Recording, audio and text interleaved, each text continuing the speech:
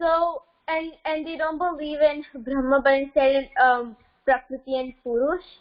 And they say that prakruti and purush like merge together to produce the universe. So if they don't believe in God, then what do they like? What is their method for attaining salvation?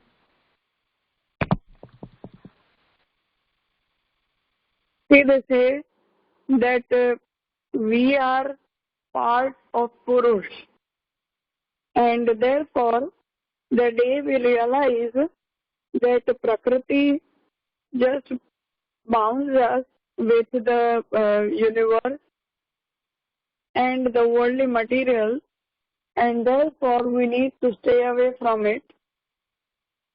So practicing this thought that we are not supposed to be bound in the boundages of prakriti, this is the way you will attain salvation.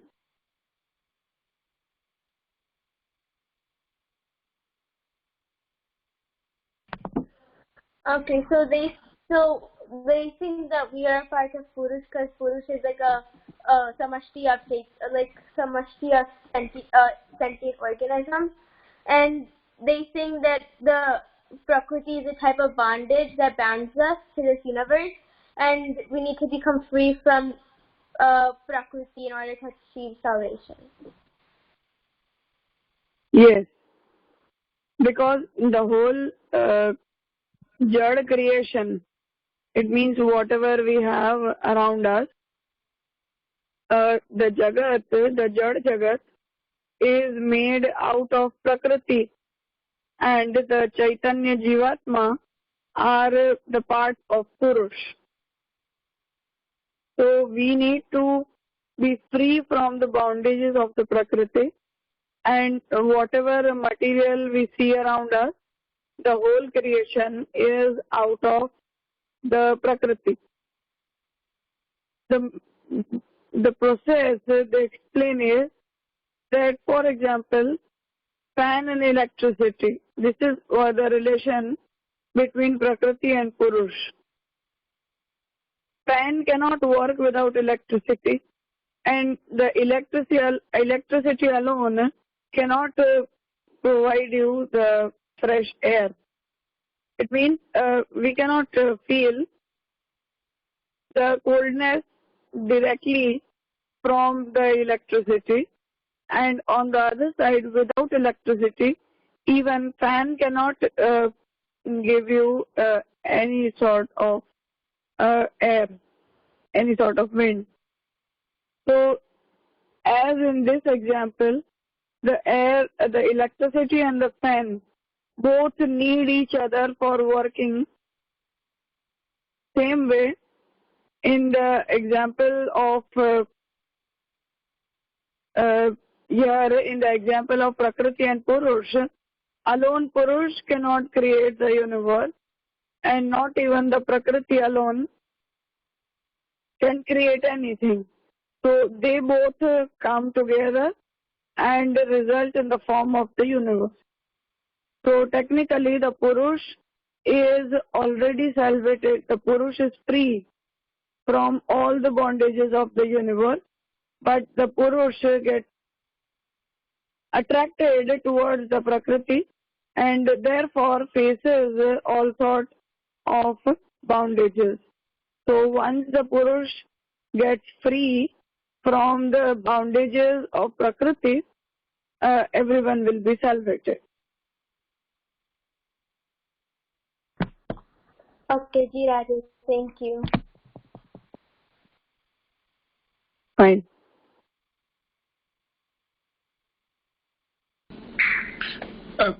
Raja, Dhanwat, a quick question. Yes.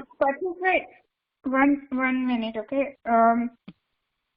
Please turn on your video, otherwise we won't have the recording in the YouTube series.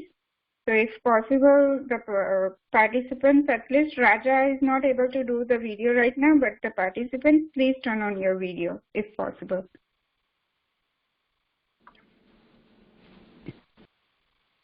Dhanwat, so a quick question is Khirna example ma how the Parinamvad will explain the example of a kheer and how the child is moved from young to older age, how the Aramvat will explain that example.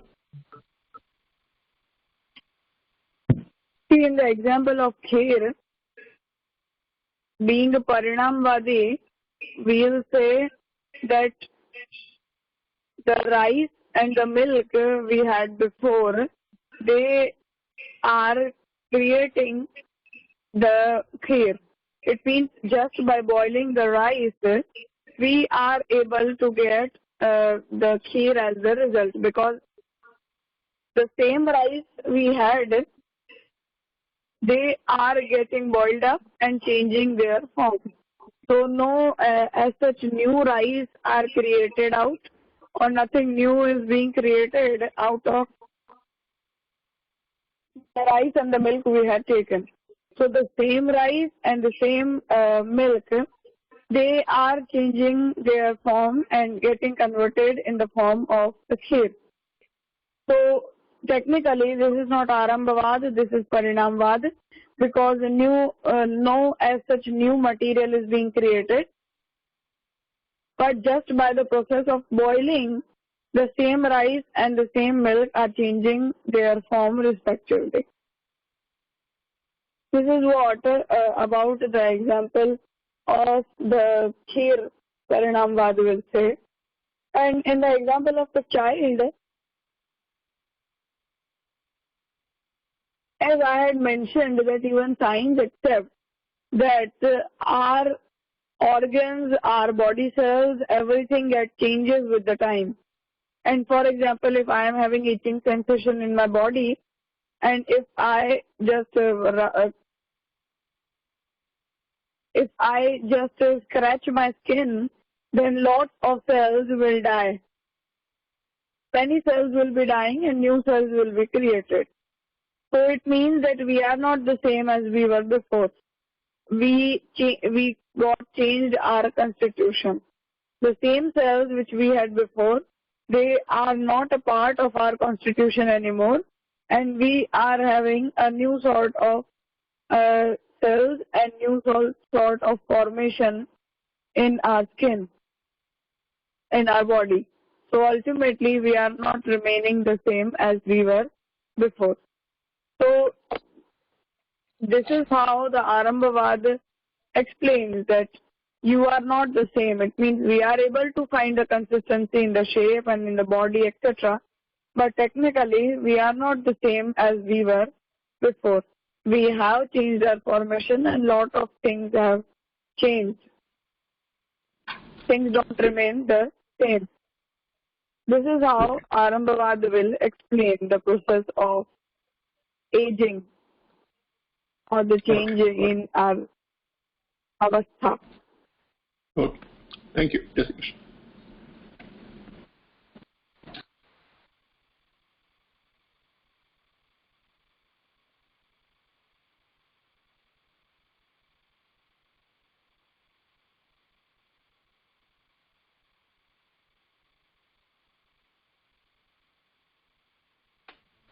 Hello? Anything else?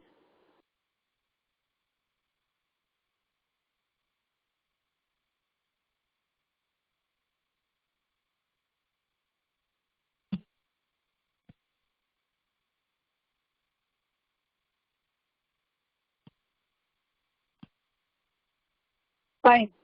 Whoever has the turn today, start reading the next topic. Raja, Prameyratnasangrah.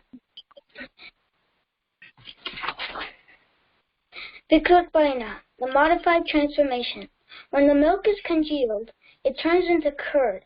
As it results into the form of curd, the modification takes place in the attributes of milk. It becomes sour in taste, and dense in form.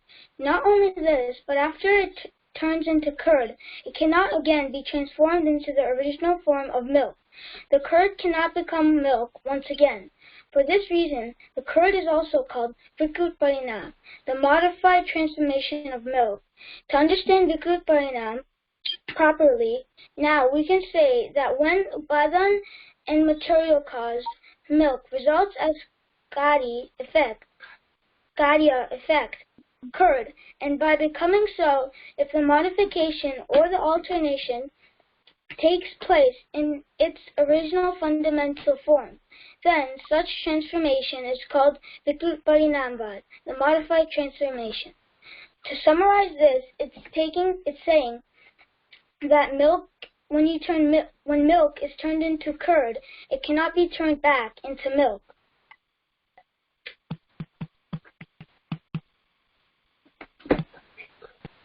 Yeah. So as we understood yesterday that Vikrut. Yeah. So Parinamvad has both the varieties. Parinam, the term means that a material changes its form. So Vikrut Parinam and Avikrut Parinam, these are the two types of Parinam. It means a material can transform itself in the form of another material in both these ways, even as a Vikrut Parinam and even as a Avikrut Parinam. So Vikrut Parinam will mean that the curd, as the milk gets converted in the form of curd, or it is transformed in the form of the curd, it is known as the modified transformation, because the attribute changes. The main point is that the attributes of the milk are different and the attributes of the curd are different. They both are not the one. And therefore, as the attributes changes, the curd cannot be transformed again in the form of the milk. So this will be known as a modified transformation. So if we impose this theory on the universe, it will be like that Brahma will transform in the form of the universe, so that as the curd gets converted in the form out from the milk, same way the universe will have different attributes than Brahma, and after being created, the universe cannot transform itself back to the form of the Brahma. So this is what a Parinamvad will mean. If we just accept the theory of Vikrut Parinamvad, then this will be the problem. It means we cannot accept this theory as in the case of the Brahma and the universe. The theory will explain some different facts.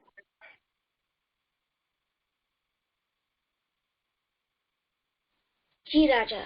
And can you see my video? Sorry, actually, I am not on with the video. Shyam, may respond here. Yeah, Shyam, we are not able to see your video. Oh, but it's on.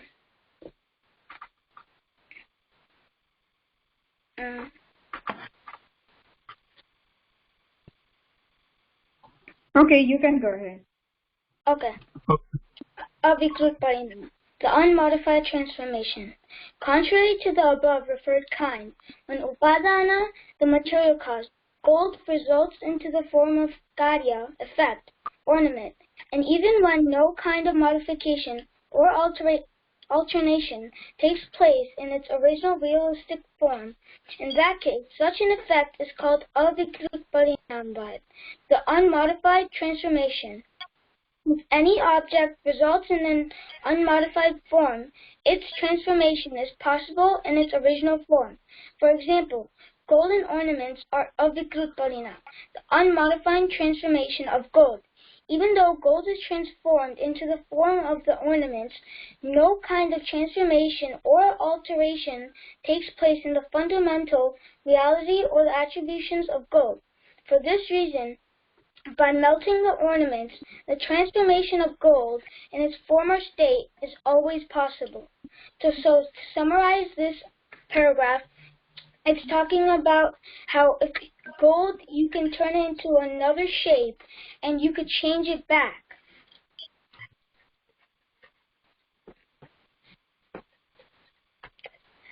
Yeah. So Avikrut Parinamvad. Yes. And Brahma and Jagat are the same. Yes. So Avikrit Parinamvad means that a material, the cause, can transform itself in the form of an effect without changing the attribute. It means, for example, when we are converting the gold biscuit in the form of any of the ornament, then it just changes the shape. It doesn't change the attribute. It means seeing the ornament, we can say that this is gold, this is made out of the gold. And gold itself has changed, the golden biscuit we had given, it itself has changed its form in the form of an ornament, in the form of the product from the cause.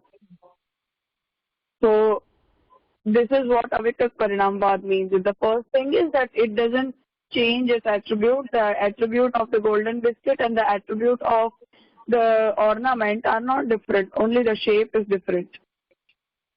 On the other side, if we want to again have the golden biscuit, then we can transform the chain, we can again transform the form of the ornament to its original form of the golden biscuit. So this is what a Parinamvad means, Avikrit Parinamvad. So if we impose this theory on the Brahma, then it will mean that we will have to change the attributes of, we don't need to change the attributes of Brahma and the Jagat. It means we won't need to have two different attributes in both these objects, and therefore the Brahma and the Jagat can have the same attributes, and same way they can be converted, they can be changed in the form, and ultimately we can have the Jagat out of the Brahma without changing its attributes. So this is what we mean here. What Sri Mahaprabhuji means is that this is how the universe gets changed in the form of the Jagat. It means Brahma itself changes its form, and without having any sort of changes, Brahma can result in the form of the universe. So ultimately, Brahma doesn't need to change its attribute for being in the form of the universe.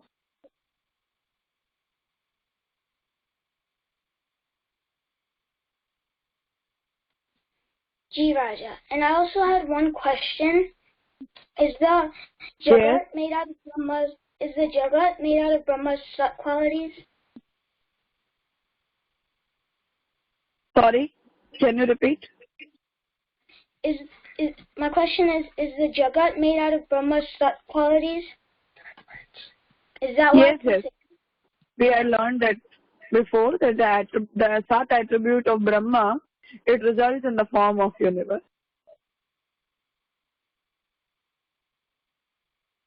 Ji Raja.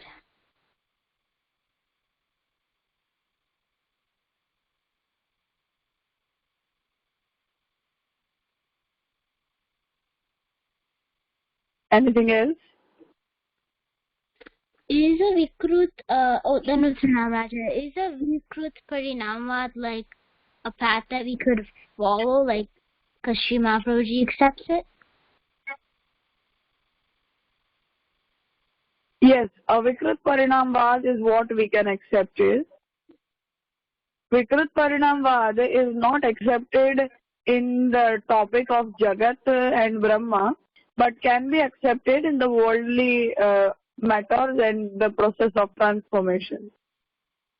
It means the universe works as in the example of, particularly in the example of curd and the milk, we can accept Vikrit Parinamvad. It's okay, it is the Vikrit Parinam of the milk, but in the example or in the condition of the universe, we cannot accept this fact.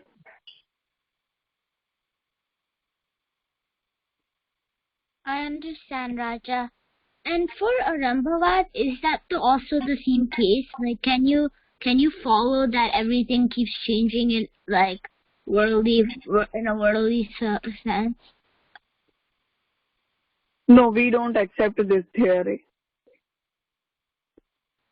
Ji Raja. Raja, I have a question if it's okay. Yes, sure. So, Raja, yesterday you taught us that according to the Sankhya school, the purush and prakruti interact to create the jagat, right? So, how does purush and prakruti interact with each other? Do they do it on the orders of Brahma? Does Bhagwan tell them to interact? What is the stimulus for them to interact? No, for Nirishwar Sankhya, they don't accept the form of Brahma. So for them, Brahma doesn't exist. Or the Purush and Prakriti are two independent Shakti. They are two independent powers and they interact accidentally. Ji Raja, I understood. Thanks. So it's just they just interact by themselves. Like they are not ordered by. Yeah. Ji Raja, thank you. Yes, without any interference in between, they change their form.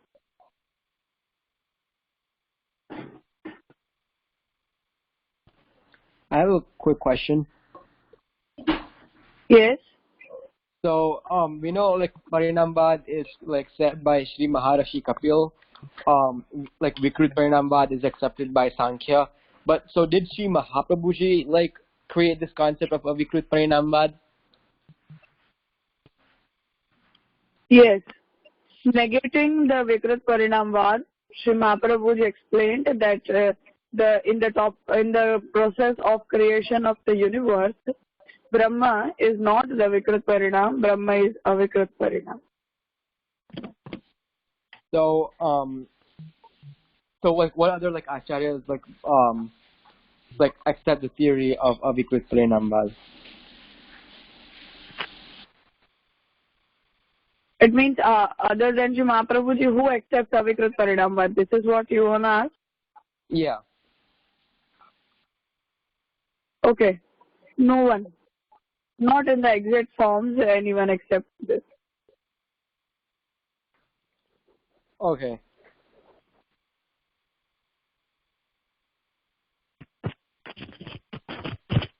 Ji Raja, I also have a question. Yes. Who created Vikrut Parinam? Can't accept the concept of Vikrut Parinam. Ji Raja.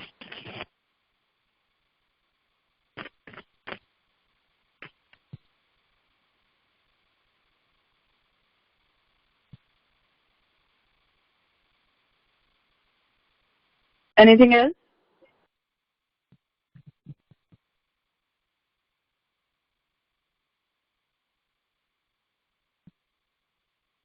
Fine, then let us conclude here today's session. We'll be continuing tomorrow. Dhanva Pranam. Dhanva Pranam, Raja. Dhanva Pranam. Dhanva Pranam.